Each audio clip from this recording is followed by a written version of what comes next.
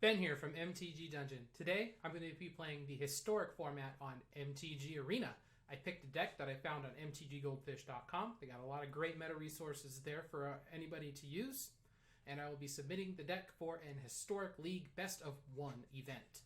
How this league functions is we will be playing best of one games until either 3 losses or 7 wins happens, whichever one comes first.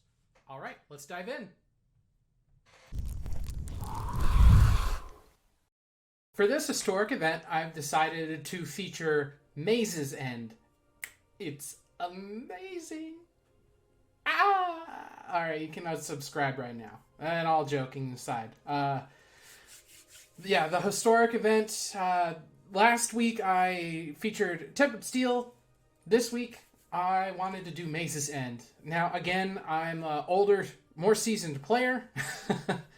Seasoned as in I just have experience under my belt. Whether or not I'm good, that is not on the table for discussion right now. But in the comments below, feel free to talk about it.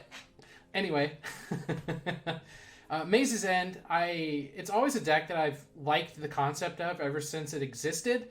It's just never something that I felt had a good enough shell at any given point up until Arena became a thing. And then it started to showcase shells that I felt were good. Really, one card that helped it a lot was this Golos, the Tireless Pilgrim. It's rampant growth on a stick. You ETB, get a land, but it's any land. So, rampant growth is 1 in a green, tap, search your library for a basic land, put it in play, tap, shuffle your library. But, as you can see here, our ramp engines, we have Arboreal Grazer as a 0/3 for a 1-drop to help the aggression or suppress the aggression. Growth Spiral on 2 to accelerate. It's also an instant, so always a fan of that. Another accelerator is Dryad of the Elysian Grove. It's exploration on a creature. You may play an additional land on each of your turns. Lands you control have every basic land type in addition to other types. So the thing about my creatures is that they have big butts, and I cannot lie, including the Ram Gatebreaker, or Gatebreaker Ram. So the way this deck tends to win is either through making Gatebreaker Rams huge and trample, because if you control 2 or more gates, it gains vigilance and trample. So it scales pretty quickly in this deck, but I find a lot of my wins come from just the Maze's End card, which I'll scroll down here. You can pay 3, it comes into play tap, for colorless. You can pay 3, return it to your hand, and then search your library for a gate, put it on the battlefield, then shuffle your library. If you control 10 or more gates with different names, you win the game. This list, also found on MTGGoldfish.com, has 11 different gates in it. Different gates as in gate lands with different names. There's one for each guild. Some of them, as you can see, there's 2 of. The ones that are 2 ofs have more significance for the colors it produces. As you can see, I am base Teamer with some white, though black is necessary to activate Golos. Not a big deal if you have Dryad. So overall, a 5-color deck. And the 11th land that isn't a classic gate is Gateway Plaza. That one came in, I think, I don't remember its original set, but this one's from Hour of Devastation. So it's a copy of a different type of land. Rupture Spire, I believe, was the first of its kind, back from Conflux. So this enters the battlefield tapped, and you have to sacrifice it unless you pay a generic mana. Generic definitely being different than colorless. We have a couple of utility lands. I put in one of Bajuko Bog. There are just some decks that they're just faster than we are, and there's really not a whole lot we can do about it. So I thought maybe on the off chance I can Growth Spiral into a Bajuko Bog to stutter them for 1 turn, or Golos on turn 4 or 5 to go get it to stutter them for a little bit, just to give us really a fighting chance. And sometimes even being able to catch this Archway Angel, the life gain you get from that isn't enough because you're just too far behind and they already have board presence. This maybe buys you 1 to 2 turns, But ETB, you gain 2 life for each gate you control. Usually when you're casting this, you have at least 3 gates in play, minimum. To help with with card draw in general, we have a 1 of Hydrokrasis, which does both life gain and be a body and draw cards, but not as efficiently. Well, it's Hydrokrasis. It can also be an alternate win condition. Guild Summit is a very strong card in this deck. It's just for playing lands, or playing gates. It rewards you by drawing cards. And then this helps us keep the board clear. Deals X damage to each creature where X is the number of gates you control. There are enough matchups where it's Gates Ablaze or bust, which is unfortunate. But this is the deck. It looks like a lot of fun. I have always been a fan of ramp-style decks, and let's dive in and see how this goes. Alright, hand 1. So this is actually a fairly ideal hand. We have we could play Arboreal Grazer in turn 1 because we got an untapped land Breeding Pool. We don't have red mana for Gates Ablaze, so that's a little bit scary. Hopefully the Guild Summit and the Growth Spiral is enough card draw in order to get there, and the Arboreal Grazer will block any early game before we get overran to the point where we can play Gates Ablaze. So let's give this hand a whirl. It's kind of an ideal hand. Okay, so Cauldron Familiar and Gigantha, the Wellspring. So we did end up getting our red source, so that's good.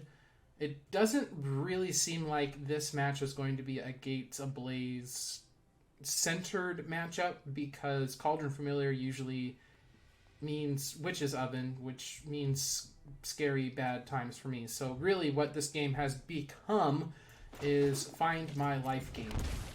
So we'll go ahead and start here. I probably should have done the Stomping Grounds, but that's okay. Let's see. Both of these produce green. It doesn't really matter. I think the white is more important than the black mana in this deck, just because we have nothing other than Golos that requires black mana. So they were going to attack, and they backed off.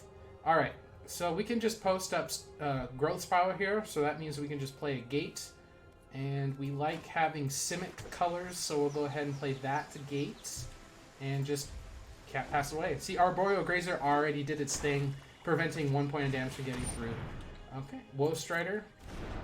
So, let's see. I actually don't know what this... No card in your starting deck has more than one of the same mana symbol. Okay, so we don't have to worry about the Bolos Citadel, so it's probably going to be... like the classic standard decks that existed before Cauldron Familiar was banned. Alright, so we'll go ahead and play that. Okay, so we have a threat. We have Dryad Elysian Grove. We have 3 gates. So what we could do is Gates Ablaze and pass. We don't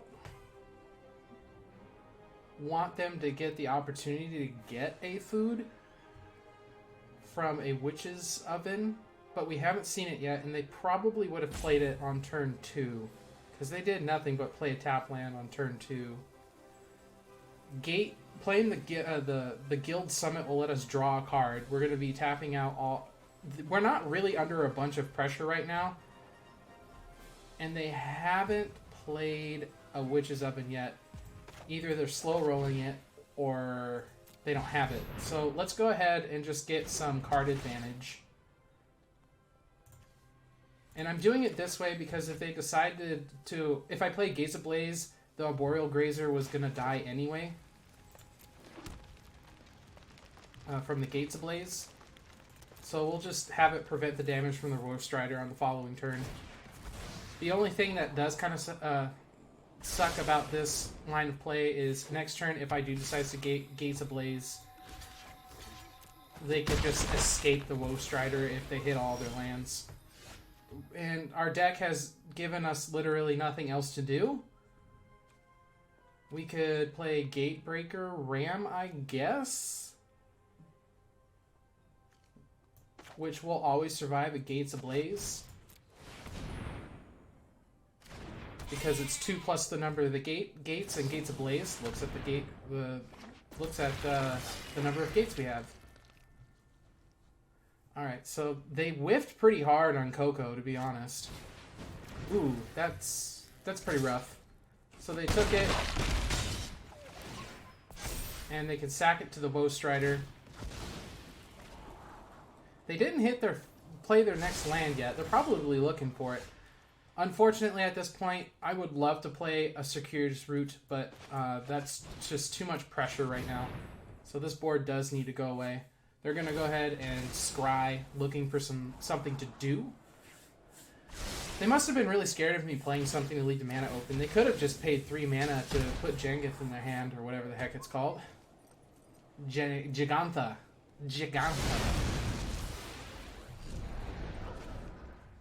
Alright, let's see what they do. So they have the lands. Oh, Mayhem Devil. We will gladly spend the turn just ablazing that away. We don't need that in our lives. Do something else good. I wish I drew a land instead of Archway Angel, but Archway Angel gives us a pretty good setup for the following turn. Okay, so they decided to escape. We have 3 gates, so unfortunately we can't do anything about Woe Strider until we draw a gate. Okay, so this is what we're going to do. We're going to do some ramping. We have this, so we'll draw 2 cards and hopefully draw a couple of lands to play. That's what we would like to do. Alright, let's go ahead and grab some of our 1-ofs here. Orzhov. That's something that's really important to keep in mind while playing this deck as well, is that some of these lands are 1-ofs. Alright. So we drew Golos and Steam Vents. Perfect. We drew a land to play for our turn, really. Hopefully, our Boreal Grazer will be enough defense to survive this turn, just blocking Woe Strider. So that gives us 5 gates. Okay, so that hurt pretty bad, actually. I imagine that they can dish out 2 damage pretty easily. If they don't, then our only option is really to Archway Angel. Okay, so they put Gigantha in their hand. They didn't do much, and we top decked another gate to make this that much better. All right, let's see what we draw here. We have 1, 2, 3, 4, 5, 6, 7, 8 lands. We don't have another land to really play. We could ablaze, but my life total is just really scary here. This is a tough call.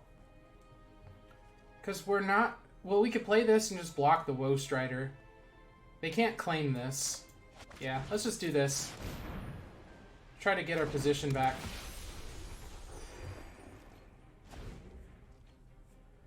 Alright, so Golos...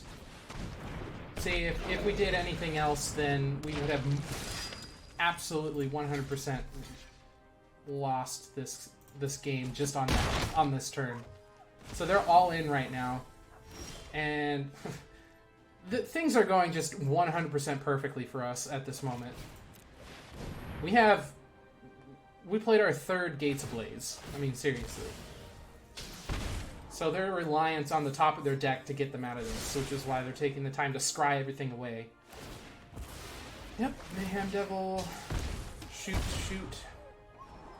Trying to get the most card draw out of the Midnight Reaper.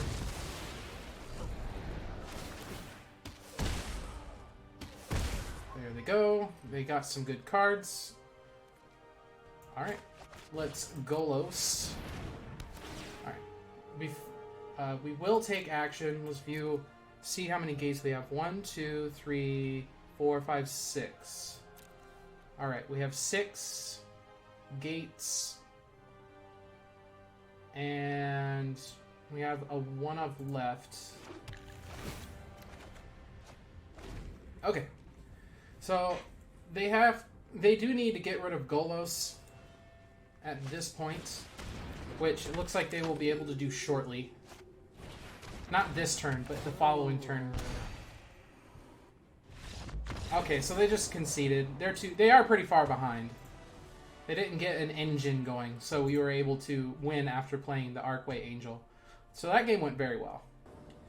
This hand is super awkward. We're just going to pitch it, especially since we're on the draw. We have no early inner... Oh, this is another Gigantha deck. So it might be just a rinse and repeat of last round.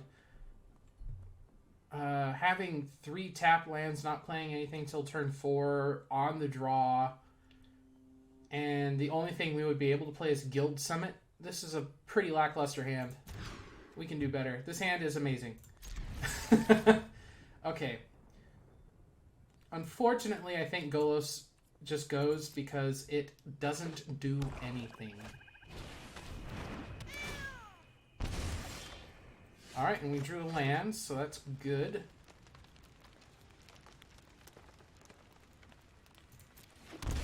We'll just go ahead and do the most efficient ramping that we can do. Get our Simic colors down. We're really banking on this Gates Ablaze being enough. So they're going to attack. We're going to block the Dreadhorde Butcher because we don't want it to get larger. Oh, wow. What a draw. We are ramping very hard. So we have blockers. That's good. We are reliant on the top of our deck to get us some action at this point. Whoa, Strider. Whoa, Strider. I'll be quiet now. Guild Summit. Ooh. Okay. How do these turns go? How greedy do we want to be?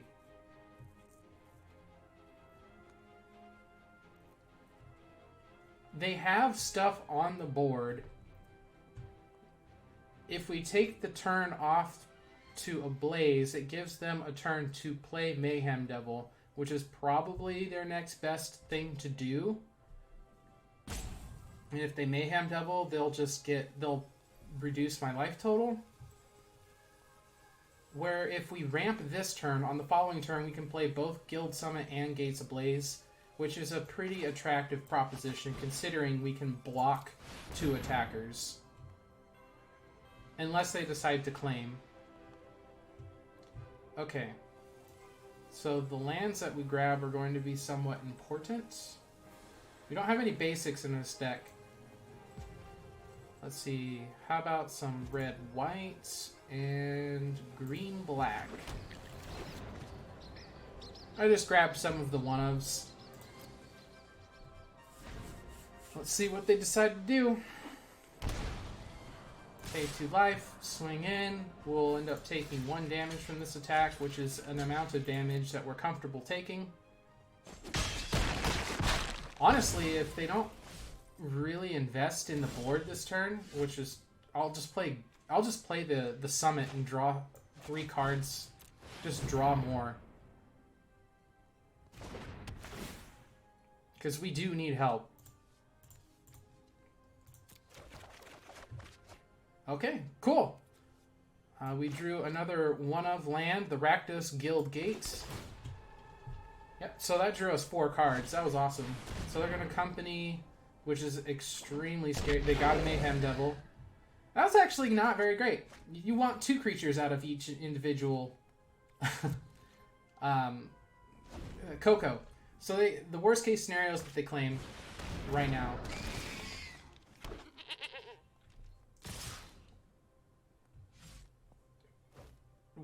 We should just block 3 of it.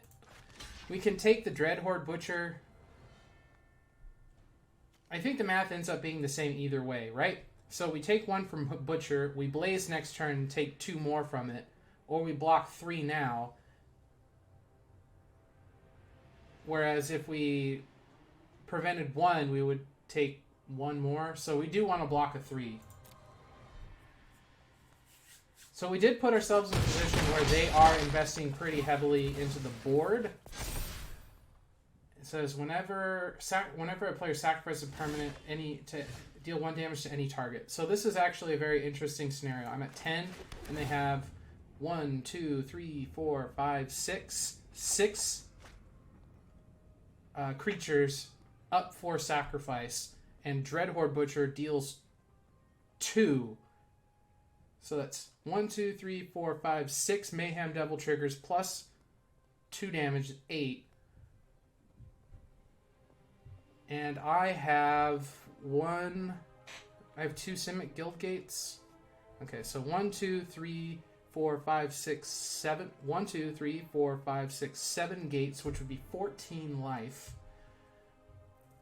Ooh, let's see. And 7 gates, right? 1, 2, 3, 4, 5, 6, 7 gates, 7 untapped lands. So my whole turn is an Archway Angel, which puts me at the mercy of whatever they decide to do the following turn. What's my other play? I have 7 mana. I could Gates Ablaze and play something that costs 4 or less. Go down to 2. Hope they don't have it. I'll use a timeout here. Let's see. This is a tough call. Golos doesn't do anything. There's no land that we can actually get. Is going down to 2. I think I'm going to do this just because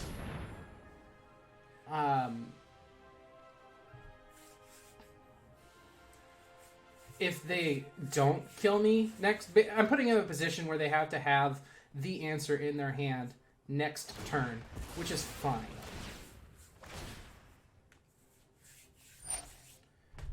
Yep.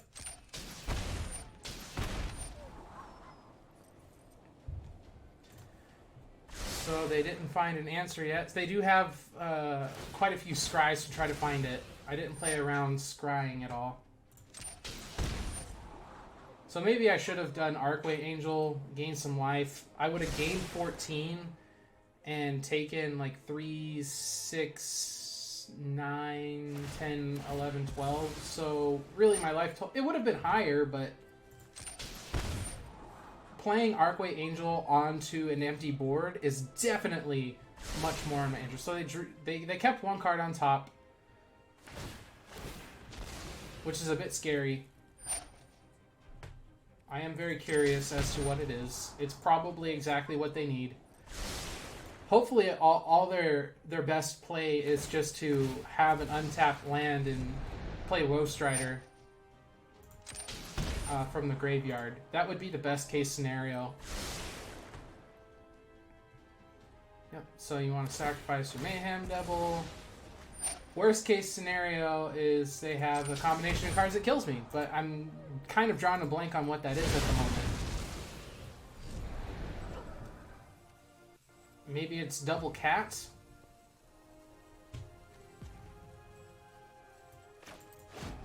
We will prioritize playing lands at this point. We can't interact with them.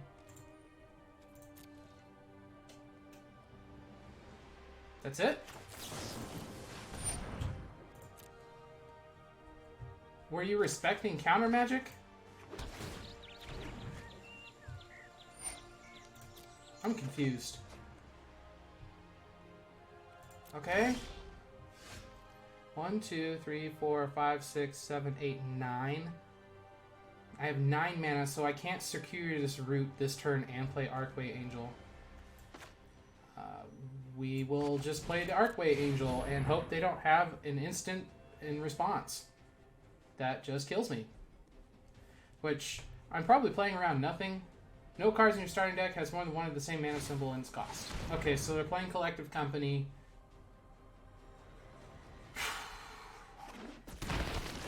That was a pretty good Collective Company, I think. But we're going to go ahead and get rid of it. Because... Alright, cool. Gaining 16 life. Pretty good, I hear. Okay, so game 3, we're 2-0 so far. Now, the Bajuko Bog, one thing I did forget to mention is I did end up cutting a land from the original list to fit this in, and it was the second copy of the Gateway Plaza. It makes me a little bit sad that it can make this specific situation super awkward, but this hand is still very keepable.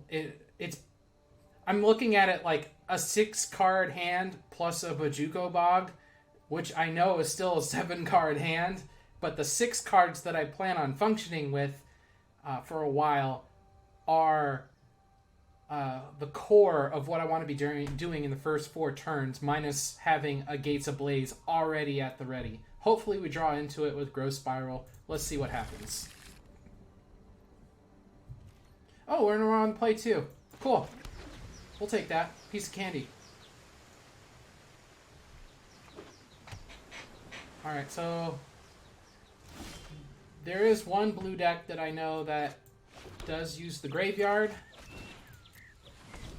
If this is it, we'll hold on to it until we get more information. We'll go ahead and play Maze's End, even though I don't like playing it this early, but hitting our land drops is a bit more important. Okay, so Scry 2. I don't know exactly what's going on with this deck. When you cast, when you cast a spell with the chosen name, which, did they choose a name? Oh, that's the next one. Okay, choosing a name is the next part. All right, so unfortunately, hitting our land drops is going to be a bit more important than Bajuko bogging.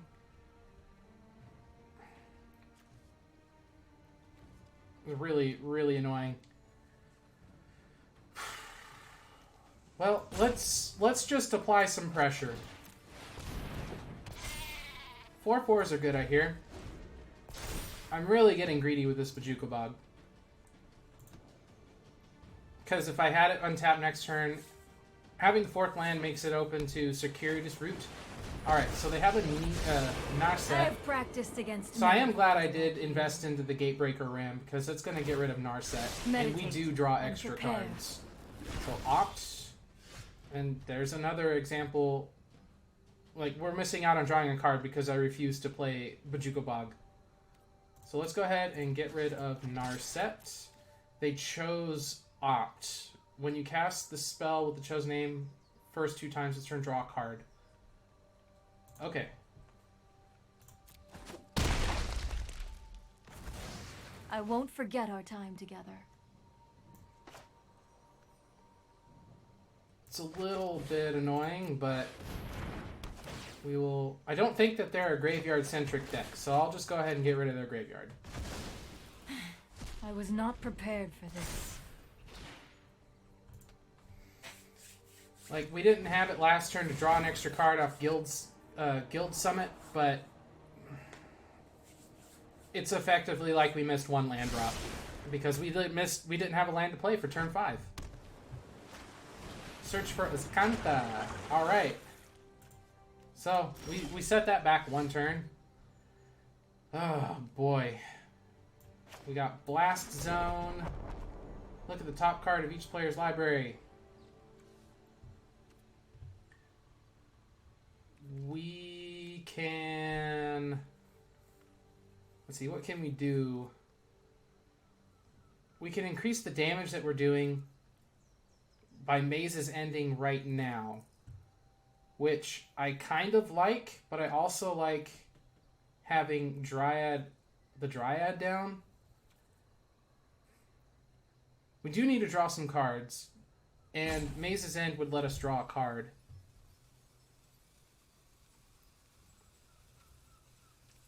Let's go ahead. If we're going to Maze's End, let's just go ahead and do it now. That's one thing about this deck, auto-tapping. Let's see, what are our lands? We need red. Red. We have a black source. I think we want red-blue in this specific instance. We have 2 green sources. Okay, let's draw a card. Okay, there's the red source. Let's go ahead and smash in for 5. This is a 4-turn clock unless they stop it. Of course. It's... That was a funny statement. This is a 4-turn clock unless it's not. Everything in this world is either a potato or it's not a potato, right? Okay, so they're opting EOT. they like the cards that they got, or as Kanta. So with Blast Zone, we could potentially get rid of 2 drops, but it's our only copy of Blast Zone. We can't get it back, so we do want to be pretty picky with how we're doing this, or how we're doing Blast Zone. Do they not have an answer for Gatebreaker, Ram, with all those cards in their hand? I guess not. Okay.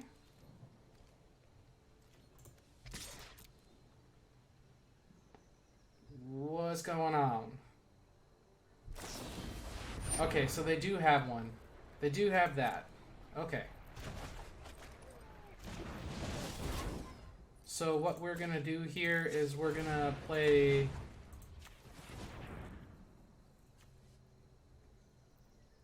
out. We're not getting additional lands, so let's just put the threat back out.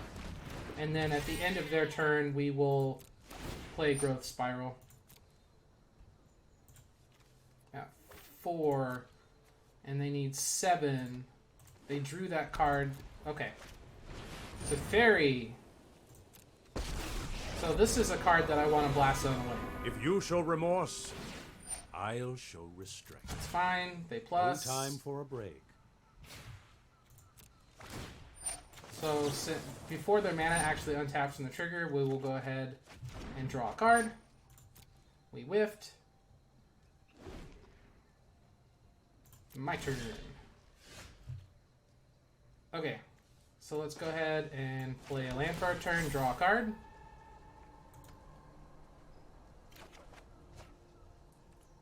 We will attempt to get rid of Teferi, because he just kind of wins the game on his own if he's not dealt with.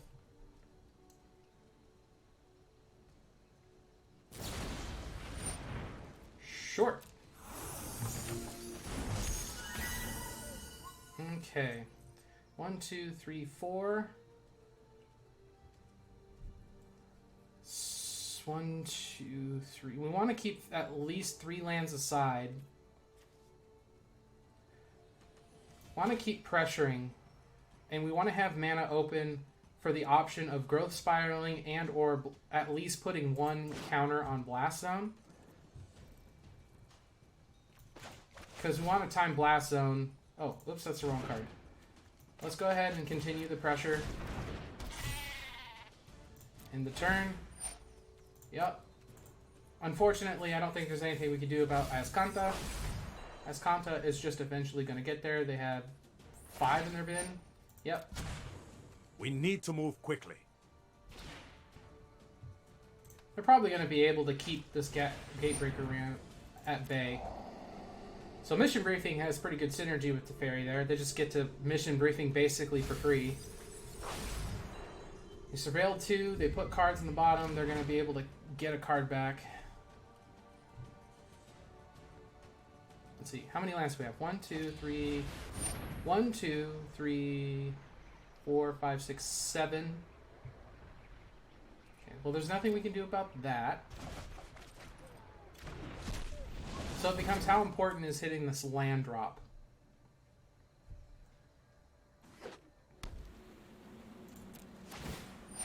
Okay, so let's do the math here. It's going up to 7, which means I think we have to invest. Their emblem is at -8, so we have to invest this turn and next turn into Blast Zone.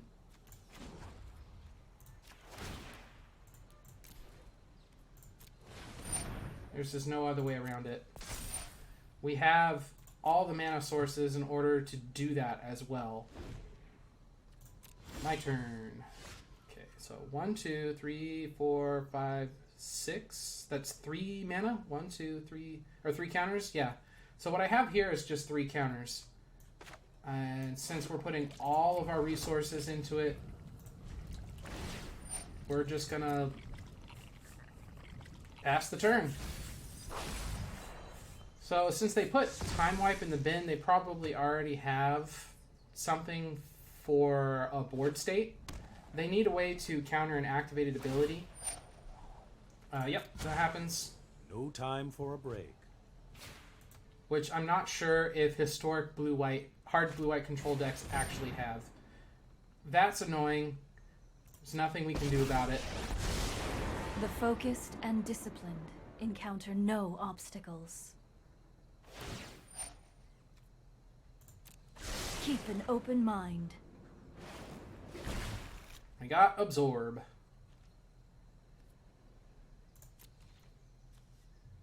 Okay. Let's go ahead and put 3 counters on this bad boy.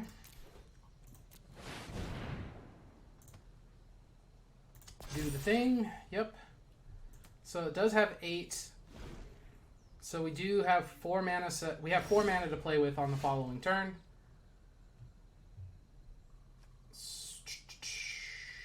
We drew a card for our turn, which is all we can draw for this turn because of Narset.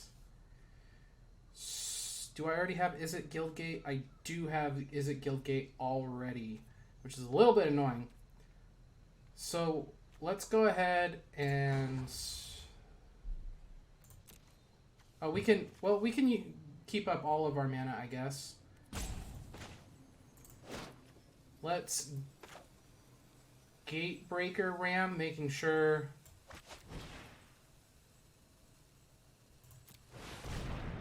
we have enough to Growth Spiral. Oh no! I wanted to Maze's End on the next turn, and it auto-tapped. It auto-tapped for my Maze's End. Well, we'll just go ahead and play the land anyway. Hit our land drops. How many different names do we have? We have Is It, Gruul, Selesnya, Simic. So we only have 4. So this is going to be a hard game. At this point, we're hoping to have more.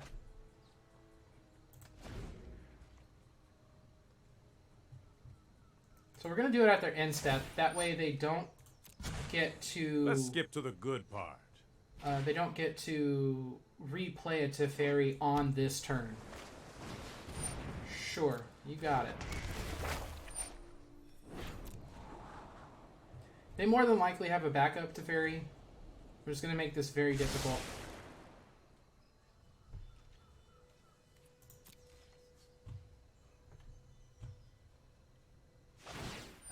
Sure.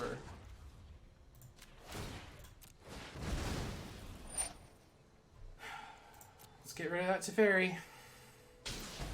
Alright, so they don't have anything in their hand that counters activated abilities. That's good to know. We could have had Tail's End or something. So we drew our card. Ooh. Wow. That sucks. Okay, so how do we want to do this? I drew my card for the turn. So what we are going to do is we are going to Maze's End. Going to tap our well, they're all producing the colors that we need. We have 2 blue-green mana up. Okay. We'll grab one of the one-ofs. Ideally, something that produces blue or green. We'll grab one that produces blue.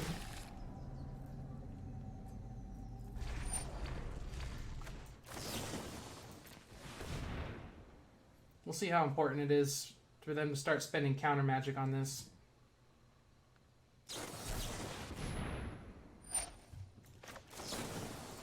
Okay. So they're making it so the only thing that we can really do because of Narset is Maze's End. That's literally all we can do.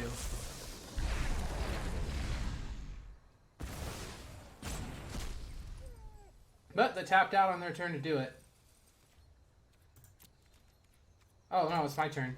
They tapped out on my turn to do it. So they did it right. Okay, let's just hope that they don't stop us from doing our thing. Thoughtfulness before action.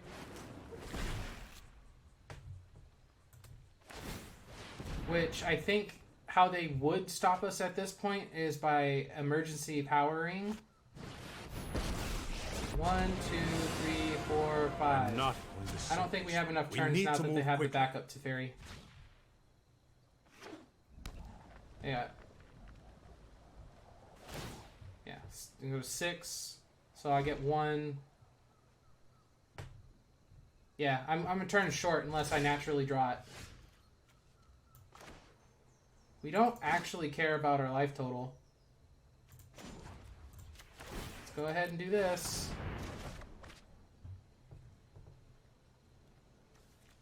Sure. How about the one that requires us to tap mana? That would be the best case scenario, is that we naturally draw a gate that we don't have. And unfortunately, we're kind of in a tough spot to do that because we have an extra copy of Simic Guildgate and an extra copy of Gruul Guildgate in our deck. And I think an extra copy of Selesnya No time Guildgate. for a break.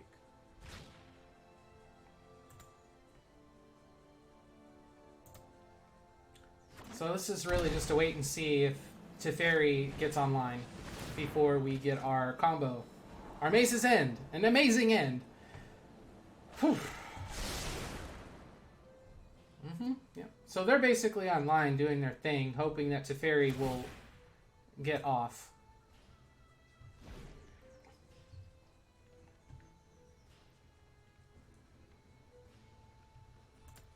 Anything else? Oh, they're discarding. They're discarding. Unfortunately, that didn't happen. No natural draw.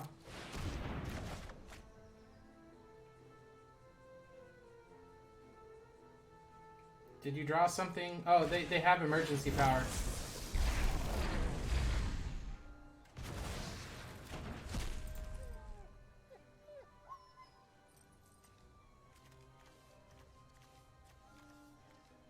Boros Guildgate.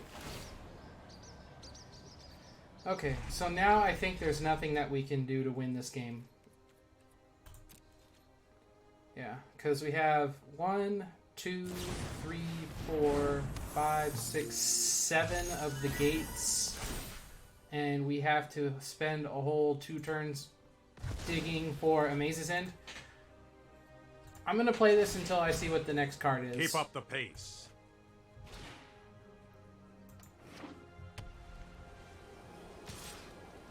Narset emergency power, pretty good combo.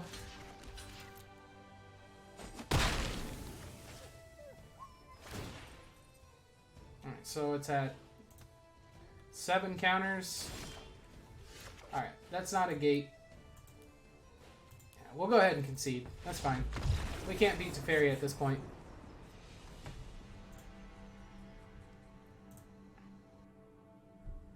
Okay, so this hand's good. I mean, it's got ramp, it's got only 1 gate, which makes the breaker ram a little bit less attractive, but it's still pressure. Let's see how it goes.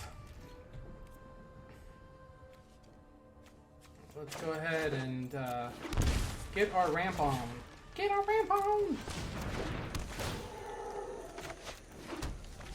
Alright, Boreal Grazer, Dimir Guildgate. Next turn we can jam a 3-drop.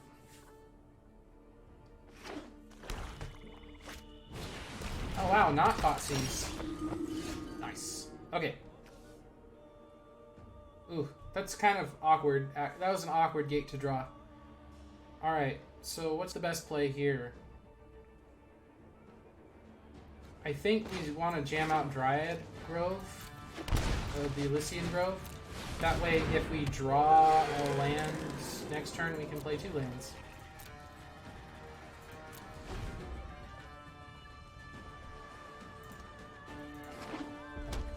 It's a red-black deck. Priest of the Forgotten Ways, yes.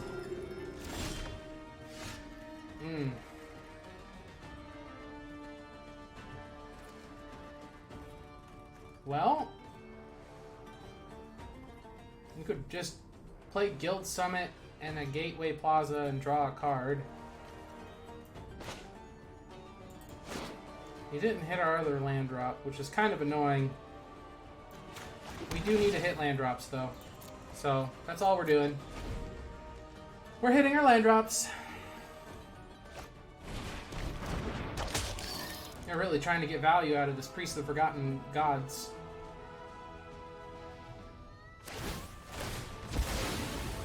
And then target player sacks a creature, which we will. And do you do anything for 2 black mana? And a red. Their name's Curry Rice. Oh, gross!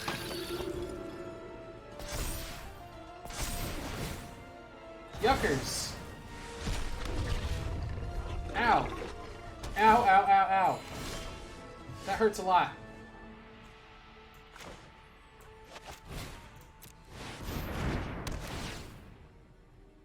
I guess I'll submit one.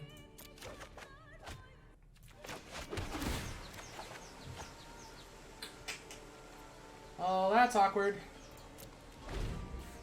That was a juicy turn for them. Oh my.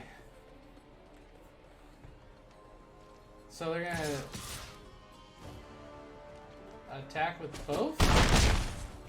Oh, wait. Why couldn't I block? Oh, it has menace. Oh, that's just game. That's just game. They had a second one. Well, that was quick. Yeah, sacrifice priest, the priest trigger, I lose 2, and then 2 serrated scorpions. That was gross.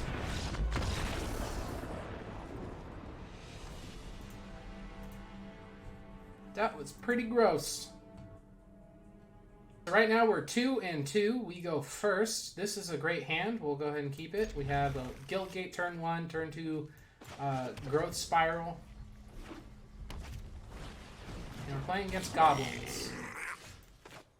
So we're really hoping that we hit a Gates Ablaze.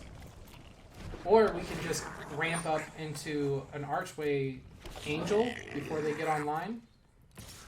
Yep, we take the 1. I put a marker on their end step. That way we don't forget to play our Growth Spiral. We get to draw a card. Play a land. That was a land, and we can put it in play untapped, which is huge. Alright, so we're gonna this is dangerous territory for sure. We're doing this all to gain, like, what, 8 life? So we have our white, we have blue, and green. We'll grab a 1 of for black. Yep, that sounds good. Oh, wait. Wow. Wow, I totally botched that. I only submitted for 1 land. I submitted only for 1 land. I'm so gonna lose. Oh, it looks like I lost anyway. That's disgusting. So even if I did what I wanted to, it wouldn't have mattered. Now, even though I did get rolled my last 2 games, I feel like I was just 1 turn away from being able to really have a good hardy position. That's kind of how Historic goes. It just feels like, right now it feels like a bunch of combo decks going at each other. And that's what this is. It's a ramp into alternate win condition, which is like a combo in its own right. I wasn't able to get down my stuff fast enough, and like I said in the beginning, some matches are Gates Ablaze or bust, and I did run into, I feel like, 2 of them. 2 of my losses were a matchup where it was Gates Ablaze or bust, and I just didn't have Gates Ablaze to take care of the board in time. Specifically the red-black deck and the goblin deck. You just, like, for decks that have their priest on turn 2, you need to answer for priest as soon as possible. If they get more than, like, 1 trigger off with their priest of the Forgotten Gods, you might as well just pick it up. That card's, the synergies of that are very powerful, unless it happens late. If they get it on early, if you get it late, then you might be able to get away with it. But that's the deck. Honestly, it's kind of what the results that you saw. I would kind of say you should expect that. There's some variance in how things go. My opponents, the games that I lost, 2 of them I felt like I just got before I could get online, and that happens in this format. And the one against blue-white was I felt like a very good game. They just ended up overtaking me. But yeah, let me know what you guys think about this deck in the comments below. Whether or not you like seeing this kind of content. Remember to like and subscribe to the channel. We have a storefront on tcgplayer.com, and it's called MTG Dungeon space NW. Just do a Google search for exactly that, and we should come up right away. We sell singles. We can hook you up there. If you guys have any deck lists that you would like to see being played in Historic, let me know in the comments below. I have a couple of decks lined up for for future videos right now, already built. I need to test some of them. But that's it. Thank you all for tuning in, and happy magicking.